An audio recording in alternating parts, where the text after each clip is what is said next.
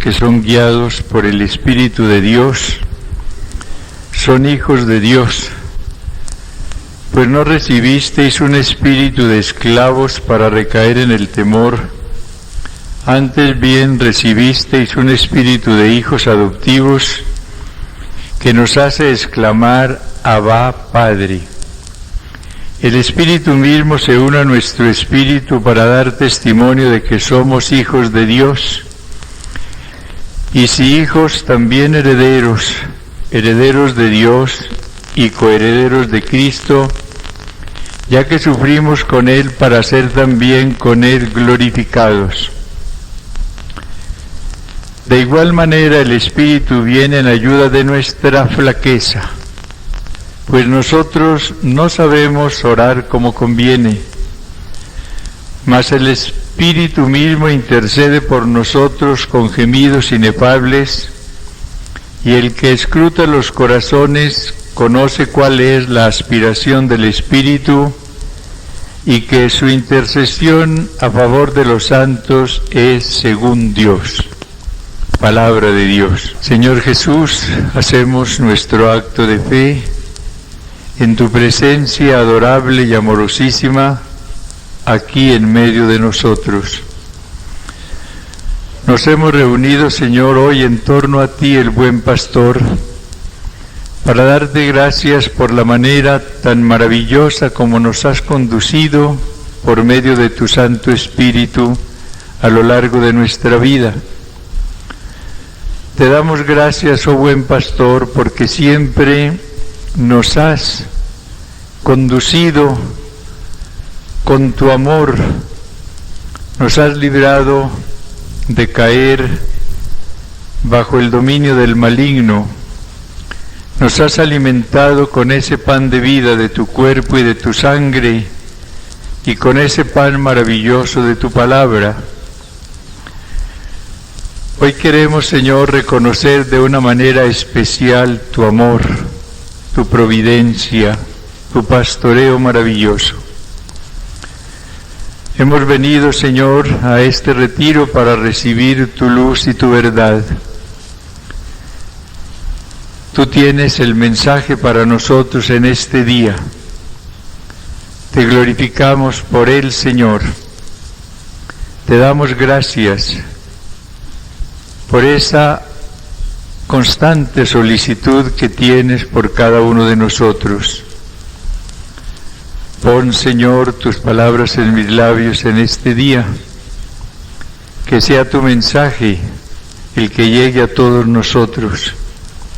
Tú eres nuestro único Maestro, y a ti acudimos como a la verdad, a la luz, a la vida, para recibir todo lo que tú sabes que necesitamos, Señor.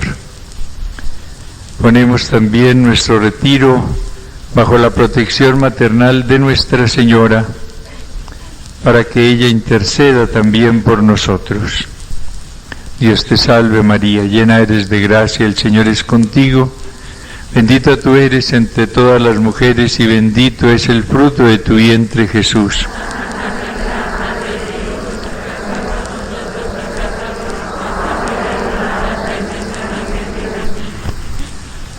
Agradezco profundamente la presencia de todas ustedes en este retiro y las oraciones que hoy están elevando por todos nosotros, los que tenemos la función pastoral en la iglesia.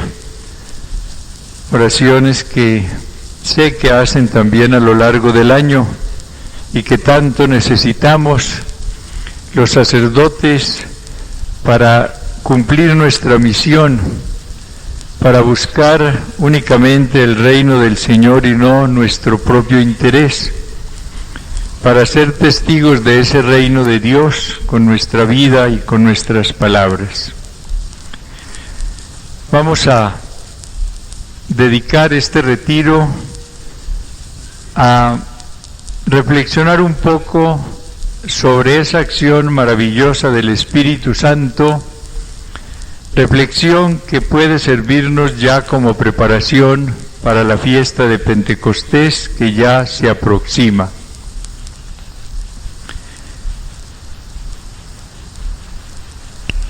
Respecto al Espíritu Santo, uno puede limitarse a tener doctrina sin tener su experiencia, o puede limitarse a tener experiencias de la acción del Espíritu Santo sin poseer una doctrina sólida acerca de su persona y de su acción. Necesitamos las dos cosas: profundizar en el conocimiento de la persona y de la acción del Espíritu Santo y recibir de él experiencias, ojalá cada día más profundas, de su acción amorosa en nuestras vidas. Pablo VI hacía una diferencia muy importante. Él decía que además de contar con la presencia del Espíritu Santo en nosotros, decía él, quisiéramos también experimentar los efectos maravillosos de esa presencia dentro de nosotros. Fíjense bien en la importancia de esos dos términos: poseer al Espíritu Santo y experimentar los efectos de esa presencia en nosotros. El Espíritu Santo mora en todos aquellos que tengan la gracia santificante. Todos los niños, por ejemplo, que han sido bautizados y que no han llegado al uso de la razón, tienen al Espíritu Santo en sus vidas, pero ellos no experimentan todavía esa presencia del Espíritu Santo. Hay mucha gente también, a veces consagrada al Señor, que tiene, claro está, al Espíritu Santo porque está en gracia, pero que no ha experimentado los efectos de esa presencia en sus vidas. Es algo muy distinto. ¿Qué es lo que la renovación espiritual está consiguiendo en la Iglesia? No que venga el Espíritu Santo a las personas, está en ellas, en muchas de ellas. Lo que la renovación espiritual está buscando es que mediante la oración y la apertura a la acción del Espíritu Santo se experimente su presencia y su acción en la vida. Santa Catalina de Siena decía que el Espíritu Santo es el gran desconocido, y decía una verdad muy grande. Hoy podemos afirmar que va siendo cada vez más conocido, pero se trata no solamente de conocerlo, sino también de experimentar de una manera creciente su presencia y su acción en nosotros. Óiganlo bien, sobre todo en el campo de la oración y en todo lo que sea evangelización. Ya volveremos sobre ese tema después. Hablemos un poco de lo que es la acción de la persona divina del Espíritu Santo, para que luego hablemos de la experiencia de su acción en nosotros. El Espíritu Santo, todas lo saben, es la tercera persona de la Santísima Trinidad. Es Dios como es Dios el Padre y como es Dios el Verbo o el Hijo. El Espíritu Santo merece, por tanto, nuestra adoración, porque es Dios. Merece nuestra constante alabanza, porque tiene todos los atributos de Dios. Es omnipotente como el Padre, es omnipotente como el Verbo, es infinitamente sabio como el Padre y como el Verbo, es infinitamente santo como el Padre y el Verbo. No hay ningún atributo divino que no lo tenga el Espíritu Santo, porque es Dios como el Padre y Dios como el Hijo. Sabemos que el misterio de la Santísima Trinidad es ese, la realidad para nosotros incomprensible de un solo Dios en tres personas que son distintas, pero que no forman tres dioses, un solo Dios verdadero. La acción de este Divino Espíritu a través de la palabra de Dios es multiforme, tiene muchas manifestaciones, pero hay unas que aparecen con más relieve a través de la palabra de Dios, y voy a referirme especialmente a tres. Él es el Espíritu del amor que da el amor. Él es el Espíritu de la verdad que comunica la verdad, y Él es la fuerza infinita que fortalece siempre a su Iglesia. Amor, verdad y poder. Tres manifestaciones especiales de la acción del Espíritu Santo en la Iglesia. Primero, el amor. El Espíritu Santo es el amor en la Trinidad. Es el vínculo de amor infinito que une a esas dos personas divinas, el Padre y el Verbo. En otras palabras, el Padre y el Verbo se aman con un amor infinito y eterno, que es el Espíritu Santo. Él es el vínculo de amor, vínculo infinito, de amor infinito que une al Padre y a ese Verbo que es engendrado por el Padre. Por eso la tarea entonces del Espíritu Santo en la Iglesia es principalmente comunicarle el amor. Si Él es el amor, Él es quien comunica el amor. ¿Y quién nos dice esta verdad? El apóstol San Pablo en su carta a los Romanos, en el capítulo 5, versículo 5 también, dice: el amor es derramado en nuestros corazones por el Espíritu Santo que hemos recibido.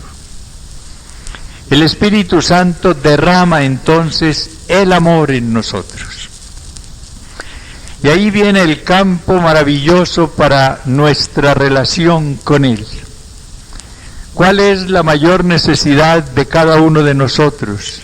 Llenarnos de amor sobrenatural. Un amor que ojalá nos abrace con ese, nos encienda para amar intensamente al Padre, para amar intensamente a Jesucristo, el Verbo encarnado, y para amarlo a Él, Dios como el Padre y Dios como el Verbo. Necesitamos un amor ardiente para amar a la Iglesia, para amar a todos los hombres, para no excluir a nadie. Necesitamos un amor intenso para amar toda la creación, que es manifestación del amor de Dios. Ese amor nuestro sobrenatural debe abarcar a todo el universo. Debemos amar con el amor de Dios, y ese amor nos lo comunica el Espíritu Santo. Y necesitamos ese amor intenso para amarnos, la gran necesidad de nuestras vidas. Ya les he dicho en otros retiros cómo uno de los mayores problemas, aún en las personas de vida consagrada, es ese, el no amarse, el rechazarse por defectos, por fracasos del pasado, por la formación negativa que se recibió tal vez desde el hogar. Estas personas que no se aman no son capaces tampoco de dar amor. Para poder comunicar amor, y esa debe ser la función de toda persona consagrada, para dar amor a todos los que se acerquen, a nosotros necesitamos amarnos con ese amor que da el Espíritu Santo también. No se trata únicamente del pobre amor natural que tiene tantas limitaciones, que fracasa tan fácilmente, que se enfría tan rápidamente. Se trata de ese amor que comunica el Espíritu Santo, que es siempre vivo, que es firme y que puede crecer indefinidamente porque es comunicado por el Espíritu Santo, que es el amor infinito. Cuando nos dirigamos al Espíritu Santo, digámosle en primer lugar: abrázame en tu amor, tú eres el amor. Abrázame en tu amor para que pueda amar a todos, amar a mi Dios, amar a mis hermanos, amar al universo, amarme personalmente. Hay muchas vidas consagradas amargadas, frías, duras, que en lugar de comunicar amor, rechazan, que en lugar de ser un testimonio que atraiga, son realidades dolorosas que alejan.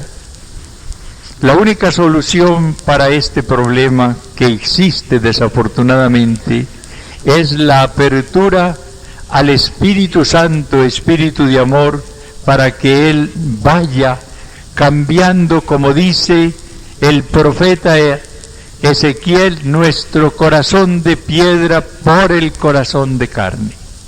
Ahí está el gran trasplante que solamente puede hacer el Espíritu del Señor. Cambiar nuestra dureza por bondad, cambiar nuestro odio por amor, cambiar nuestra indiferencia por preocupación, cambiar nuestro egoísmo por servicio alegre y generoso. Una vida consagrada que no se entregue al servicio amoroso de los demás no vale la pena. Una vida consagrada que se reduzca a vivir en una casa, a hacer determinadas tareas, inclusive a cumplir fielmente unas prácticas de piedad, pero sin amor, no vale la pena. Toda persona consagrada debe dar amor. Amor primero a aquellas personas que vivan con ella. La persona consagrada debe dar el amor primero a los que estén a su lado. Hay gente muy bondadosa con los de afuera y duro con los que viven con ella. Ese no es el amor. El amor no tiene fronteras, el amor no escoge, el amor no elimina. El amor, si es el de Dios, tiene que llegar a todos. El amor de Dios llega a justos y pecadores, llega a niños y a viejos, llega a jóvenes y ancianos, llega a sabios e ignorantes, llega a pobres y a ricos. Él no ama el pecado, pero ama a todos los hombres, aun a los pecadores. Esa es la maravilla del amor del Señor. El segundo aspecto de la acción del Espíritu Santo es comunicar la verdad. El apóstol San Juan, en su maravillosa carta primera, nos dice en el capítulo 5, versículo 6, lo siguiente: y el Espíritu es el que da testimonio, porque el Espíritu es la verdad. Fíjense bien en esas palabras. El Espíritu es el que da testimonio, porque el Espíritu es la verdad. El Señor había dicho en su sermón de la última cena que el Espíritu Santo era el Espíritu de la verdad. En el capítulo 16, versículo 13, leemos: cuando venga Él, dice Jesús, el Espíritu de la verdad, os guiará a la verdad completa. En el versículo 26 del capítulo 15 también había dicho el Señor: cuando venga el Paráclito, el Espíritu de la verdad que procede del Padre, y que yo os enviaré de junto al Padre, Él dará testimonio de mí. En dos lugares entonces, capítulo 15, versículo 26, y capítulo 16, versículo 13, el Señor llama al Espíritu Santo Espíritu de la verdad. Y dice que Él es el encargado de llevarnos a la verdad plena, a la verdad completa. El apóstol San Juan, que había escrito este Evangelio, en su primera carta va más lejos y llama al Espíritu Santo no solamente Espíritu de la verdad, sino que dice que el Espíritu Santo es la verdad. El Espíritu Santo es la verdad. Otro punto entonces importantísimo, y algo que debe llevarnos a esperar más del Espíritu Santo. Él no solamente nos comunica el amor, que es lo primero, sino que también nos comunica la verdad. Y cuán importante es este aspecto en la actividad del Espíritu Santo. El demonio es llamado también en la Sagrada Escritura el padre de la mentira. Fíjense bien, el padre de la mentira, que miente siempre, que busca engañar, que busca arrastrar al error. Frente a él tenemos afortunadamente al Espíritu de la verdad, que es la misma verdad, el Espíritu Santo. Vivimos en una época sumamente difícil en el campo de las ideas. Son muchas las personas que han sido engañadas en esta época por distintas personas y a través de distintos medios. El error se va extendiendo por todas partes. Uno ve esa lucha titánica del Santo Padre por mantener a la Iglesia en la verdad, porque van surgiendo teólogos importantes con ideas desorientadoras. Ustedes han oído cómo la congregación que tiene a su cargo la defensa de la fe ha tenido que llamar a varios teólogos para revisar con ellos enseñanzas falsas que han divulgado en sus libros, para pedirles una aclaración y una rectificación. Hay una serie de ideas que van sembrando el desconcierto por todas partes. Es la hora de las tinieblas también esta. El Señor habló de la hora de las tinieblas, del poder de las tinieblas. Estamos en un momento en el cual las fuerzas espirituales están trabajando con toda intensidad. Las fuerzas espirituales del maligno están difundiendo el error por todas partes. Pero frente a estas fuerzas tenebrosas está esa acción del Espíritu de la verdad, del Espíritu que es la verdad, y que nos mantendrá en la luz, dentro de esa verdad, y nos irá conduciendo a la verdad completa si nos dejamos guiar, iluminar y conducir por Él. Esta acción iluminadora del Espíritu Santo es siempre necesaria, pero lo es de una manera especial en nuestros días. Cuando uno se acerca al Espíritu Santo con humildad y le dice: comunícame tu luz y tu verdad, Él nos las concede. Cuando uno le pide: no permitas que nadie me desoriente ni que yo me desoriente, Él nos atiende. Cuando nosotros le decimos con humildad, queremos caminar siempre en la verdad, tú eres la verdad, condúceme, Él nos oye. Claro que para esto necesitamos un requisito y es el de la humildad. La soberbia siempre nos lleva al engaño. El soberbio pronto queda bajo la fuerza y el poderío del error, de las tinieblas. El humilde va recibiendo la luz verdadera, la claridad del Espíritu Santo. Ojalá nosotros siempre nos sintamos discípulos humildes frente a este Maestro incomparable que es el Espíritu Santo, y le pidamos, llévame cada día más a la verdad, ilumíname cada día mejor. De esa manera no nos desviaremos, de esa manera tendremos cada día más luz y podremos comunicar mejor luz. Estamos, no olviden, en la época de la evangelización.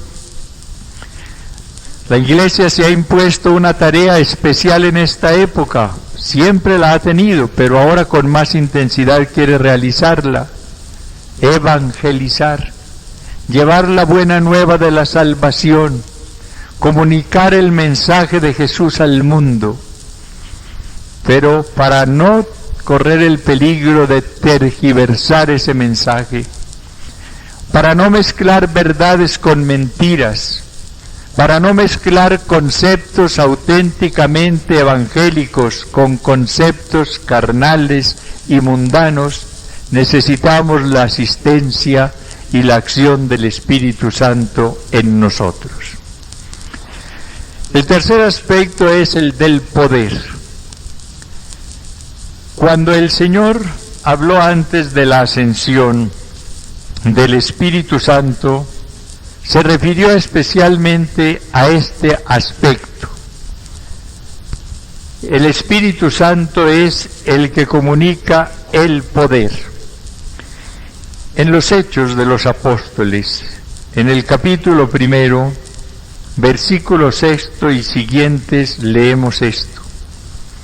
Los que estaban reunidos, antes les dijo, les mandó que no se ausentasen de Jerusalén, sino que aguardasen la promesa del Padre que oísteis de mí, que Juan bautizó con agua, pero vosotros seréis bautizados en el Espíritu Santo dentro de pocos días. Los que estaban reunidos le preguntaron, Señor, ¿es ahora cuando vas a restablecer el reino de Israel? Él les contestó, a vosotros no os toca conocer el tiempo y el momento que ha fijado el Padre con su autoridad, sino que recibiréis el poder del Espíritu Santo que vendrá sobre vosotros, y seréis mis testigos en Jerusalén, en toda Judea y Samaria y hasta los confines de la tierra. ¿Qué es lo que el Espíritu Santo comunica de una manera especial el día de Pentecostés? El poder. Los apóstoles estaban en gracia. Él les había dicho en la cena que estaban limpios, aunque no todos, porque allí estaba Judas. Los apóstoles tenían ya al Espíritu Santo. El Señor les había dicho el día de la resurrección, recibid al Espíritu Santo. Los apóstoles tenían la virtud de la caridad, claro está. Ellos amaban ya mucho al Señor. Pedro, por ejemplo, le dice cuando el Señor le pregunta 3 veces si lo ama, Señor, tú lo sabes todo, tú sabes que te amo. ¿Qué les faltaba a estos apóstoles? Les faltaba algo importantísimo, el poder del Espíritu. Ellos tenían la verdad, el Señor se las había ido comunicando y les había dicho ir por todo el mundo enseñad lo que yo os he enseñado. ¿Qué les faltaba?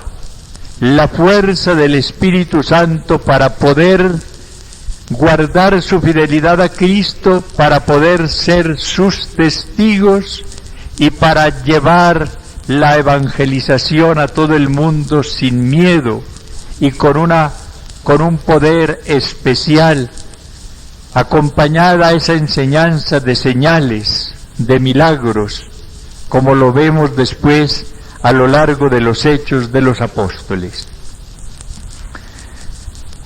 Cuánta importancia tiene este aspecto del Espíritu Santo, el de su poder, el de su fuerza.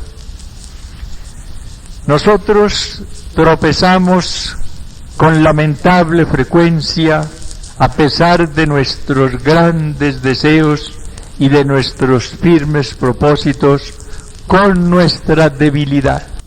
Si alguna experiencia dolorosa tenemos todos, es esa, la de nuestra debilidad. Hacemos propósitos firmes y que son sinceros, y al poco tiempo ya los hemos incumplido. ¿Qué nos ha sucedido? Nos ha faltado la fuerza del Espíritu Santo. Uno de sus dones es el de fortaleza, aquel que Él nos concedió de una manera especial el día de nuestra confirmación, pero una fortaleza que debemos pedir siempre, sobre todo en los momentos difíciles. Si queremos perseverar, y vemos que la perseverancia es cada día más difícil, si queremos conservar nuestra fidelidad hasta la muerte, y vemos cuán difícil y escasa va siendo la fidelidad en esta época, necesitamos la fuerza del Espíritu Santo. Recordemos las palabras del Señor en el Evangelio de San Juan: sin mí nada podéis hacer. Para uno perseverar necesita esa fuerza del Espíritu. San Pablo decía con razón: todo lo puedo en aquel que me conforta, que me fortalece. ¿Y quién es ese aquel que nos conforta? El Espíritu Santo, que con su poder hace que nosotros no nos dejemos doblegar por nuestra debilidad. Con su poder nos concede la gracia de la fidelidad hasta la muerte. Pero necesitamos también el poder del Espíritu Santo para nuestro apostolado. Hay personas que han fincado todas sus esperanzas apostólicas en su preparación humana y en sus técnicas. Y pasado un tiempo se han encontrado con grandes fracasos. ¿Por qué? Porque lo que consigue la preparación humana solamente y la técnica humana solamente es muy poco. Uno puede tener gran erudición, inteligencia muy profunda, y puede poseer porque ha aprendido grandes técnicas, y al llegar al apostolado conseguirá muy poco. ¿Por qué? Porque lo humano consigue muy poco o nada. La fuerza de la pastoral está en el Espíritu Santo, no olviden eso. Solamente quienes trabajan apostólicamente bajo la acción del Espíritu Santo y humildemente cuentan ante todo con su poder, hacen mucho por la extensión del reino de Dios. Todo lo puedo en aquel que me conforta. Ustedes recuerdan cómo San Pablo, cuando llega a Corinto, les habla de cómo él no ha puesto su confianza en lo humano, sino en el poder del Espíritu, en el poder de la cruz. Dice en el versículo 17 del capítulo 1: porque no me envió Cristo a bautizar, sino a predicar el Evangelio. y no con palabras sabias, para no desvirtuar la cruz de Cristo. Pues la predicación de la cruz es una necesidad para los que se pierden, mas para los que se salvan es fuerza de Dios. La necedad divina es más sabia que la sabiduría de los hombres, y la debilidad divina más fuerte que la fuerza de los hombres. Mirad, hermanos, quienes habéis sido llamados, no hay muchos sabios según la carne, ni muchos poderosos, ni muchos de la nobleza. Ha escogido Dios más bien lo necio del mundo para confundir a los sabios, y ha escogido Dios lo débil del mundo para confundir lo fuerte, para que ningún mortal se gloríe en la presencia de Dios.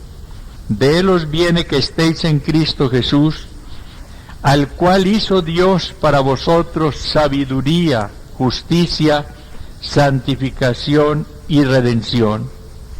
Y dice esto: yo, hermanos, cuando fui a vosotros, no fui con el prestigio de la palabra o de la sabiduría a anunciaros el testimonio de Dios, pues no quise saber entre vosotros sino a Jesucristo y este crucificado. Y me presenté ante vosotros, oigan bien esto, débil, tímido y tembloroso, y mi palabra y mi predicación no tuvieron nada de los persuasivos discursos de la sabiduría humana, sino que fueron una demostración del Espíritu y del poder, para que vuestra fe se fundase, no en sabidurías de hombres, sino en el poder de Dios. Repasen estas palabras cuando ustedes mediten sobre la misión evangelizadora que tienen, capítulo 1 y 2 de la primera carta a los Corintios, sobre todo este capítulo 2. Poder del Espíritu, poder de Dios. Eso fue lo que permitió a San Pablo convertir un puerto pagano como era el de Corinto en una iglesia fuerte, llena de carismas, llena de gran vitalidad, el poder del Espíritu. Ustedes ven cómo Pedro, que había sido tan débil antes de Pentecostés, que había negado 3 veces a su maestro, y lo había negado por miedo a una simple esclava, ese hombre que dice en la noche de la pasión que ni siquiera conoce a Cristo y lo llama a ese hombre, no conozco a ese hombre, y jura inclusive que no lo conoce. Este hombre, cuando recibe el poder del Espíritu, sale al balcón, pronuncia valerosamente ese gran querigma que encontramos en el libro de los Hechos, en el capítulo 2, y tiene tanta fuerza esa predicación que ese día convierte a 3,000 personas. El hombre lleno de poder, no poder humano, humanamente era tan débil como humanamente somos tan débiles todos, pero que ha recibido el poder del Espíritu, y con ese poder cambia su persona, y con ese poder convierte a muchos con un discurso maravilloso, cuya eficacia está en la fuerza del Espíritu que anima a Pedro al pronunciarlo.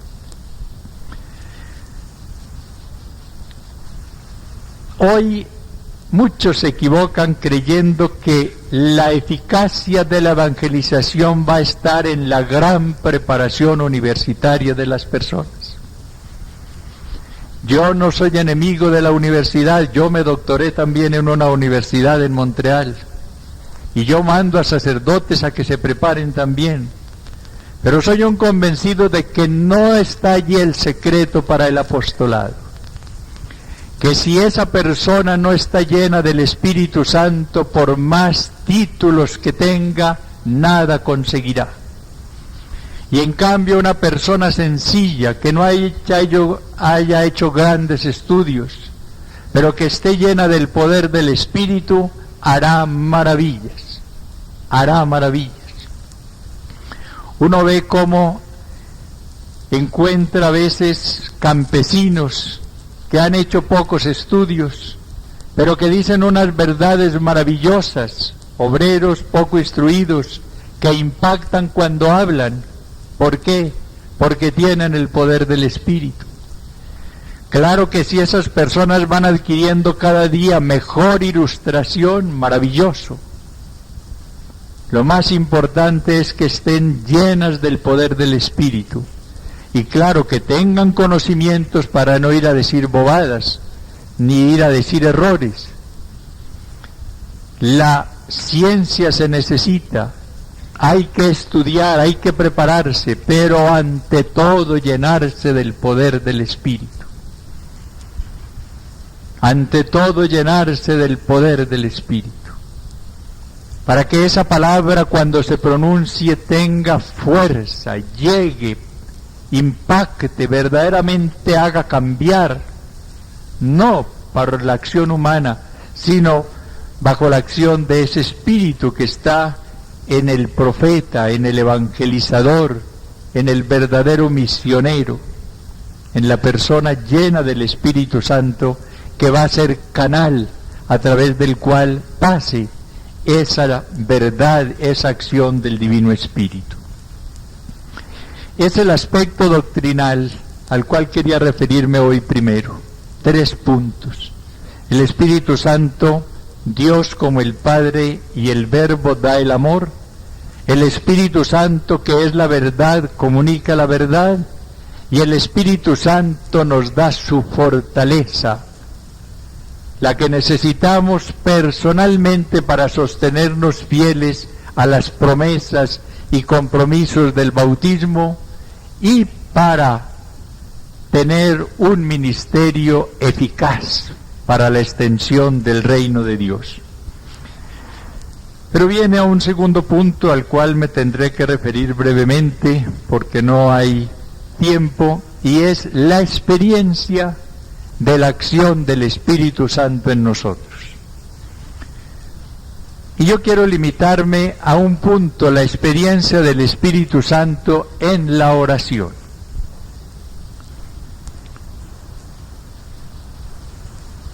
En el capítulo 8 de la carta a los Romanos, que leí al dar comienzo a esta reflexión, el apóstol San Pablo nos dice que no sabemos orar como conviene, pero que el Espíritu ora en nosotros con gemidos inenarrables. Estas palabras las encontramos en el versículo 26 y en el 27. De igual manera, el Espíritu viene en ayuda de nuestra flaqueza, pues nosotros no sabemos pedir como conviene, mas el Espíritu mismo intercede por nosotros con gemidos inefables. Y el que escruta los corazones conoce cuál es la aspiración del Espíritu, y que su intercesión a favor de los santos es según Dios. La acción del Espíritu Santo la necesitamos principalmente en nuestra oración. El Espíritu Santo, en primer lugar, nos da la gracia de descubrir la necesidad y el valor de la oración. Sin la acción del Espíritu Santo uno no llega a convencerse de que la oración es necesaria y no va descubriendo los valores de esa oración. Varios de ustedes después del concilio oyeron decir que la oración estaba ya superada, que lo que se necesitaba actualmente en la iglesia era la acción. Y la oración se fue relegando como algo innecesario, como algo ya superado. Llegó inclusive a decirse que la oración era alienante, que nos alejaba de esa realidad que era el hombre con sus necesidades, que nos alienaba o nos alejaba de Él. Cuántas tonterías se dijeron. Y es que sin la luz del Espíritu Santo, uno no puede descubrir el valor y la necesidad de la oración, no olviden eso.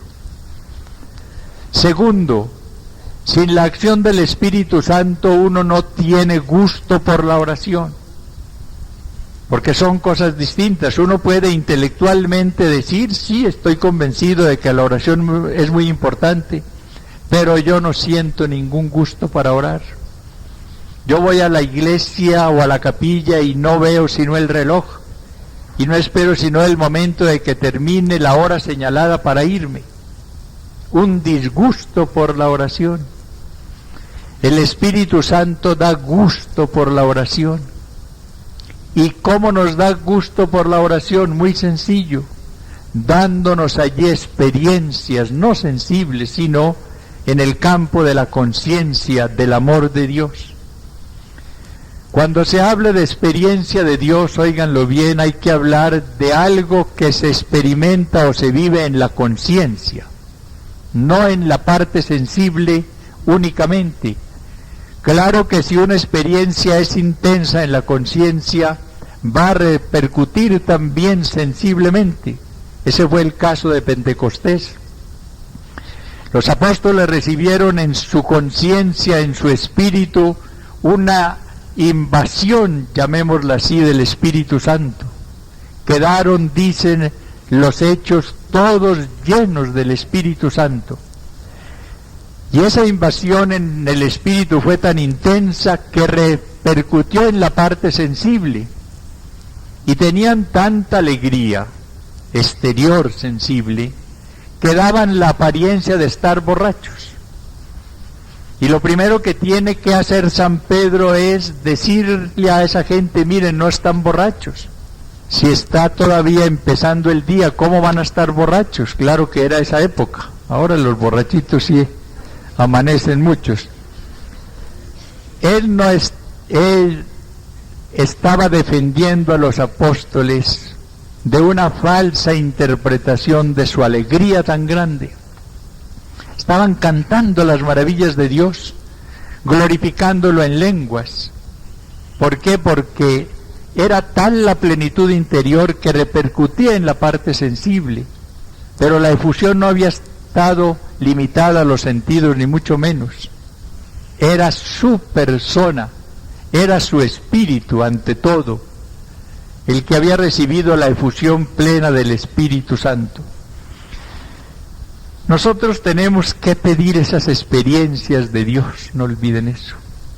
Experiencias de Dios en nuestro espíritu, experiencias de Dios en la conciencia, y esa es la acción del Espíritu Santo. Uno no va a tener la experiencia del amor de Dios haciendo un esfuerzo intelectual, no. Tiene que recibir ese don del Espíritu. Tiene que recibir esa efusión especial del Espíritu. La experiencia de Dios no la produce sino Dios. La experiencia de Dios es la acción del Espíritu Santo en nosotros. Y Él la va regalando como quiere, cuando quiere, a quien quiere, pero hay que pedirla. Si ustedes en la oración le dicen al Divino Espíritu, mira, estoy con gran sequedad, no siento ningún gusto por orar, yo no siento interés por ti, Señor, regálame una experiencia de tu amor. Tengan la seguridad de que Él atiende esa súplica.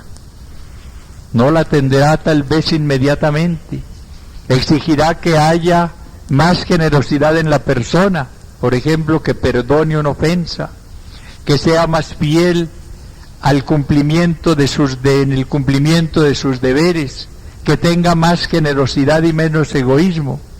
Pero si esta persona va dándole al Espíritu Santo lo que Él le va pidiendo, le irá dando experiencias intensas de su amor. No experiencias sensibles, no. Experiencias profundas de la conciencia del Espíritu. Pueden repercutir en la parte sensible, pero su valor está en el interior. Tenemos que ser personas de oración.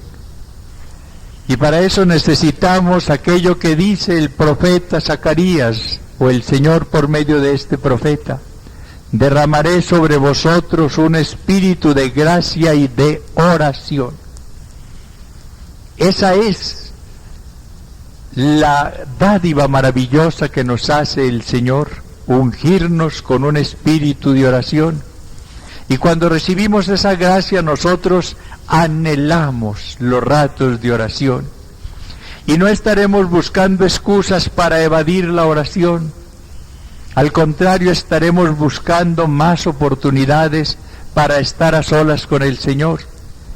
Y no nos dejaremos engañar con esa frase tan manida ya de que obrar es orar, de que la persona que está trabajando por el Señor está orando. Cuidado con esa equivocación.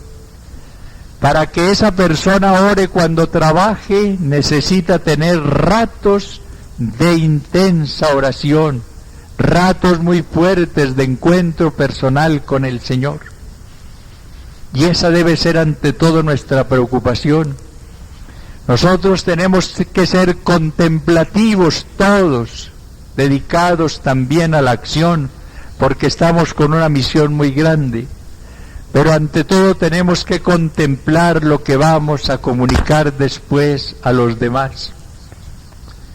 Comunicar lo recibido, lo experimentado, lo contemplado a los pies del Señor.